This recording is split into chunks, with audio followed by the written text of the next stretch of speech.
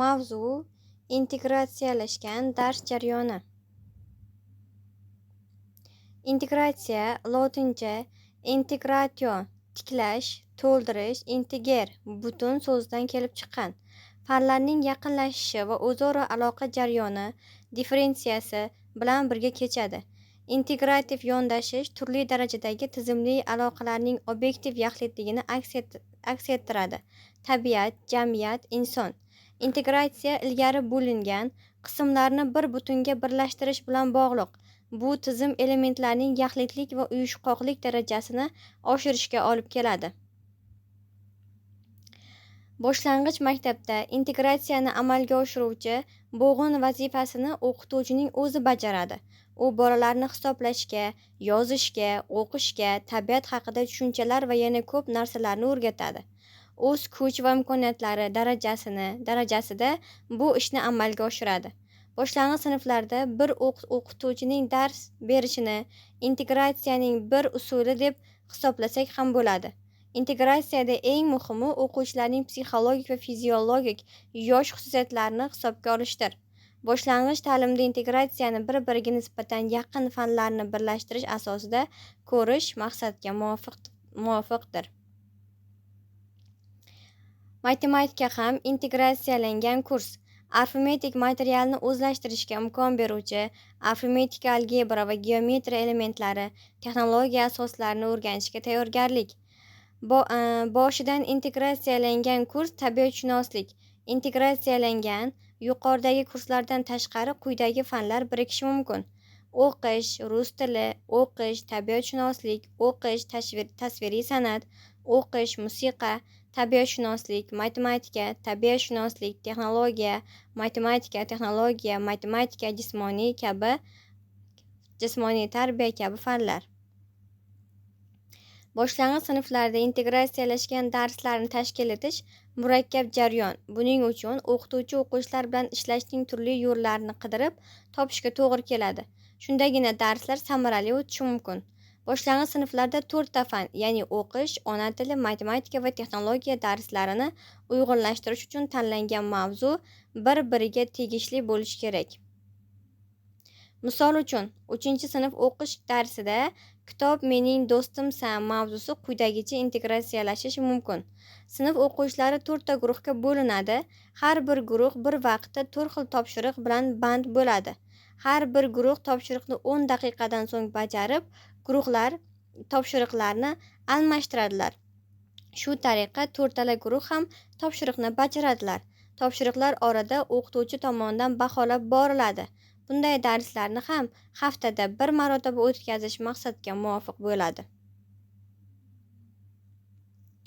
Birinchi guruh o'qish markazi. Bu guruh kitob haqida ma'lumot, matn, she'r, maqol o'qiydilar. Uni dastlab o'qituvchi tushuntirib beradi, unga oid rasmlardan foydalanadi. Kitob turlari.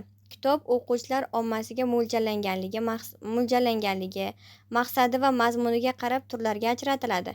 O'quvchilar ommasiga mo'ljallanganiga ko'ra ommaviy, mutaxassislar va bolalar kitobi. Maqsadiga ko'ra rasmiy, ilmiy ommabop, o'quv, adabiy, badiiy, ma'lumotnoma va boshqa xil kitoblarga bo'linadi. Ilmiy kitoblar ichida monografiya keng tarqalgan. O'quv kitoblari, darslik o'quv qo'llanmasi, o'quv metodik qo'llanma va boshqa turlarga ajratiladi. Ma'lumotlar esa lug'at, ensiklopediya, kalendar, yo'l ko'rsatkichlar kabilarga bo'linadi. She'r. Varaqlasam bir boshidan, quvnab bag'rim ochilur. Oltin har so'zlaridan totli ma'no sochilur. Har sahifang men uchun bir hikoya so'zlaydi, o'qib olim bo'lgin deb yaxshi niyat ko'zlaydi. Maqollar. Kitob aql qayrog'i, kitob xazina, bilim boylik. Kitobsiz aql, qanotsiz qush. Kitobdan yaxshi do'st yo'q. Ikkinchi guruh ona tili markazi. Bu guruh kitob haqida matn, bayon, insho yozadilar. Kitob inson ma'naviy dunyosini boyishi, fikrlash doirasining kengayishiga katta yordam beradi. Shuning uchun kitobni doim do'st tutish kerak. Undan ko'p narsalarni o'rganishga harakat qilish lozim. Ko'p kitob o'qigan bola ko'p narsalarni o'rganadi. Vataniga xizmat qilishga, yaxshi insonlar qatorida o'rin olishga harakat qiladi. Kitobxon ham bilim manbai hisoblanadi. Kutubxonaga tez-tez boradigan bola albatta ko'p narsani biladi. Chunki kitoblar insonning ilmli, bilimli bo'lishiga yordam beradi. 3-guruh matematika markazi. Bu guruh kitobga oid masalalarni birgalikda bajaradilar. Birinchi masala. Kitob do'konida 680 dona ertak kitobi bor edi. Birinchi kuni 210 ta, ikkinchi kuni birinchi kundagidan 60 ta ortiq kitob sotildi. Kitob do'konida qancha ertak kitob qoldi? Ikkinchi masala. Zumrad birinchi haftada 220 betli kitobning 120 betini, ikkinchi haftada esa qolganini o'qib bo'ldi. U birinchi haftada ikkinchi haftadagiga qaraganda necha bet kitob o'qigan? Uchinchi masala. Kitob kutubxonasi uchun Sharq nashriyotida 4 bog'lam, o'qituvchi nashriyotida 5 bog'lam kitob olib kelindi. Bitta bog'lamda 20 ta kitob bo'lsa, jami nechta kitob olib kelingan? Qaysi nashriyotdan ko'proq kitob keltirilgan? 4-masala. Dilbar kuniga 6 sahifadan kitob o'qidi. 14 kun o'qigandan so'ng kitobning 12 sahifasi qoldi. Kitob necha sahifadan iborat? 5-masala.